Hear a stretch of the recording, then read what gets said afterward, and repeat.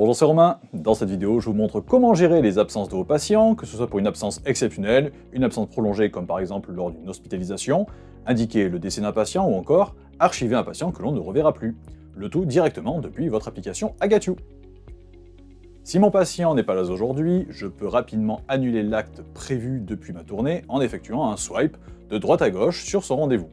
En appuyant sur Annuler, j'indique qu'il s'agit d'une absence exceptionnelle et si besoin, je peux ajouter une transmission qui apparaîtra dans son dossier de soins. Une fois validé, le rendez-vous apparaît barré, il n'est donc plus facturable. En cas d'erreur, je peux faire un swipe de droite à gauche et choisir de réinitialiser le rendez-vous. Celui-ci revient alors comme rendez-vous à effectuer. À présent, depuis le détail d'un rendez-vous, en bas de l'écran, une question est posée. As-tu effectué ce rendez-vous? Si j'indique non, je reviens sur l'écran d'annulation. Cette fois-ci, pour l'exemple, je choisis une absence prolongée. Si je ne connais pas la durée de l'absence, je peux indiquer une durée indéterminée. Tous les actes sont alors annulés jusqu'à ce que je précise le retour du patient. Si je sais que le patient sera absent pour quelques jours, je peux en signer une période précise. Les actes prévus pendant cette période sont annulés et ne seront plus facturables. Les rendez-vous concernés apparaissent barrés dans la liste. Dans le cas d'un décès, je me rends directement dans le dossier de mon patient. En bas, dans la partie absence, j'appuie sur indiquer l'absence ou le décès du patient. De là, je peux également indiquer une absence, mais ce qui m'intéresse ici, c'est de renseigner le décès.